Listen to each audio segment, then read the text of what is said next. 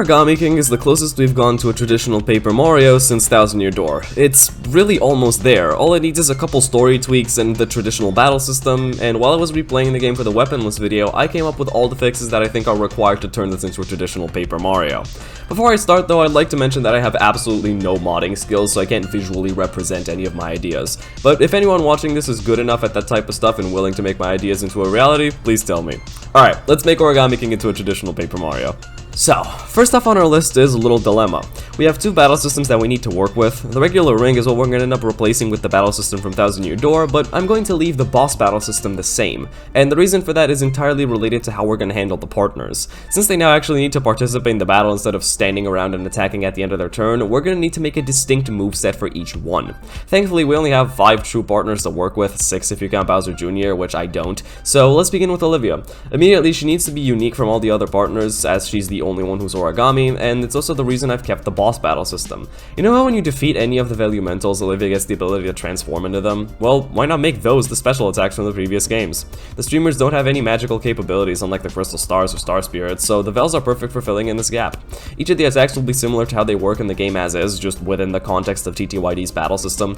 The Earth Vel will work like Earth Tremor with the action command of a rhythm game similar to the flowers on some islands in Mario and Luigi Brothership. I figured this would make the most sense as Olivia boogies it whenever you use the Earth Vel. The rhythm game contains 10 notes you have to hit, and every 2 notes you get +1 on your move's attack, starting at 1. Now for the Water Vel. This one's going to work like Flurry's Gale Force in the sense that you can wash away all the enemies on the battlefield. The action command will be mashing A, and the more you mash, the higher the wave, and the higher the chance the enemies will be blown away. If strong enough, this will also entirely get rid of any airborne enemies. The Fire Vel's ability will be similar to its boss's ability of shooting fire feathers that you need to avoid, except in this case it also damages the enemy if it walks over them, each feather dealing 1 damage. The action command will be spinning the stick, and every 2 full rotations is 1 feather. Finally, we have the Ice Vel. This one's probably the most boring one, as the Ice Vel in-game has barely any distinct features that would translate well here, so we're just gonna have to go with freezing every enemy on the board. If the enemy frozen is airborne, it'll simply fall to the ground, unfreeze, and then lose its wings. I can't come up with a logical action command for this one, so it's just gonna be alternating pressing X and Y. Also, since Olivia is the first partner you unlock, she has to have Tattle, and to give her an attack to use outside of the specials, we're gonna give her the ability to conjure an Origami block and drop it onto the enemy, similar to the ability Kamek has in the Twink fight during Chapter 8 of 64. This attack also scales by 1 every time you defeat a Vel. Speaking of, we're also going to change every HP and attack stat of every single enemy to a base 1 system like in TTYD. For most enemies, the HP stat is just divided by 5 and rounded up, but since there are exceptions, have this instead.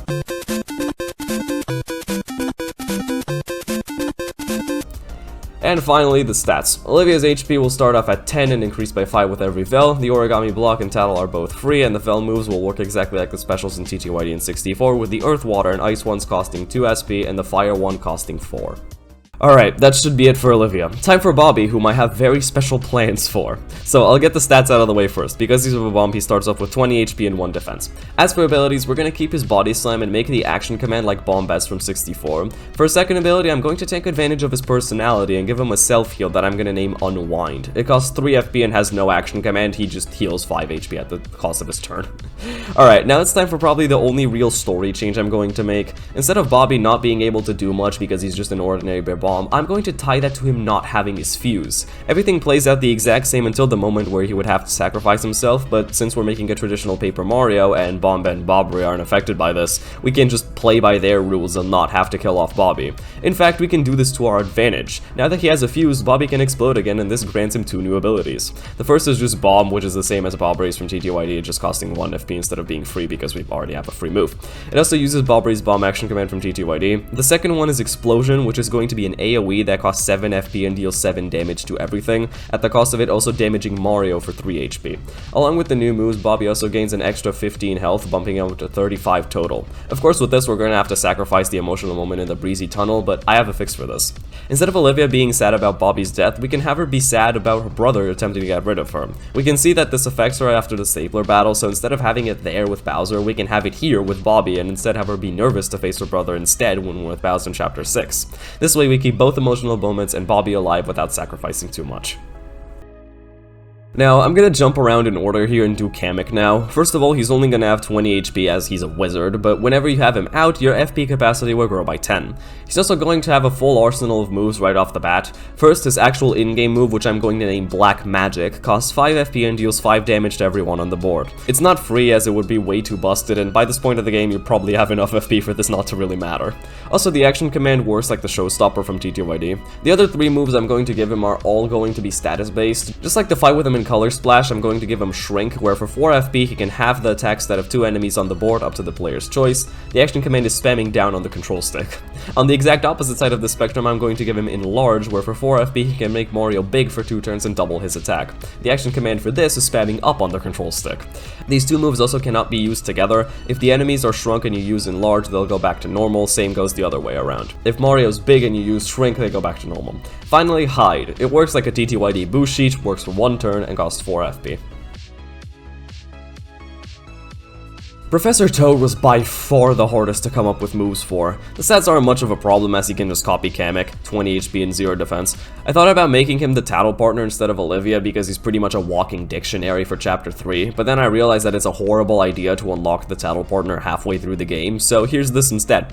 We're gonna start off with his in-game move, which I've dubbed Dig This. It costs 3 FP and hits all enemies for 3 damage. The action command will be alternating down and up on the control stick. Next up, Shovel Whack. This will be a free move where you can hit any grounded enemy for 3 damage. The action command will be like Mario's hammer.